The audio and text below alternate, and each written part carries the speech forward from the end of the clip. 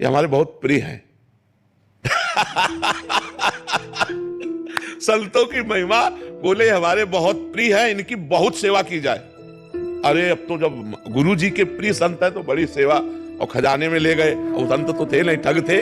अब बड़ी बड़ी गठरी वो अकेले नहीं उठा पाए, तो राजा ने कहा हम 4 सेवक भेज देते हैं। 4 सेवक गठरी लेकर, पर राजा को शक हुआ कि संत कभी ऐसा नहीं कर सकते। मतलब संत तो उदार चित्त होते हैं, ऐसा मतलब जितना बटोर पाए ऐसे बांध ले, पर उनका गुरु जी के प्यारे संत है, इसलिए संशय नहीं करना चाहिए। और 4 सैनिक रक्षा के लिए, और 4 सैनिक उठवा के रास्ते में सैनिकों ने पूछा कि आज तक इतना प्यार महाराज जी ने नहीं कहीं दिखाया, महाराज जी के गुरु जी ने आपके ऊपर क्यों प्यार दिखाया, तो आप क्या परिचय है आपका उनका।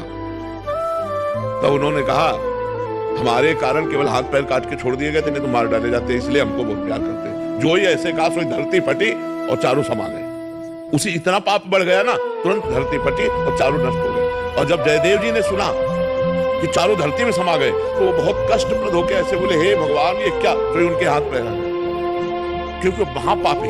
पर हम ये संत की साधुता देखे कि वो महापुरुष एक भी शब्द ने, अपने लोग देख ले बोले यही है, लेकिन वो ऐसा नहीं बोले, उनकी विशेष सेवा कर दी। तो संतों की महिमा तो बहुत विचित्र है। जो असली संत हैं, जो भगवान के प्रेमी जन हैं, वो जो उनके प्रति दुष्टता करे, वो उसके प्रति भी साधुता करते हैं। उनका हृदय ऐसा हो जाता है, वो किसी का अमंगल नहीं कर सकते। फिर अपने हृदय में जो अनुभव होता है भगवान की कृपा से, तो अहंकार रहित होते हैं, इसलिए वो कह नहीं पाते कि हमको ये अनुभव हुआ, हमको, क्योंकि ये कहना अहंकार से आता है, और अहंकार होता है नहीं, इसलिए धैर्य नहीं रहते, सबसे दीनता का व्यवहार करते। मांग के खा लिया, फुटपाथ में पड़े हैं, और विश्वात्मा भगवान उनके अधीन है, भगवान उनके अधीन। ऐसे संत होते हैं। महाराज जी, उनका सामर्थ्य क्या है महाराज जी? भगवान पीछे पीछे डुलते, इससे बढ़ के और सामर्थ्य क्या हो सकती है। आप विचार करो, संतों की सामर्थ्य का विचार। बहुत विचित्र खेल है बड़ा विचित्र खेल संतों का, बहुत विचित्र खेल।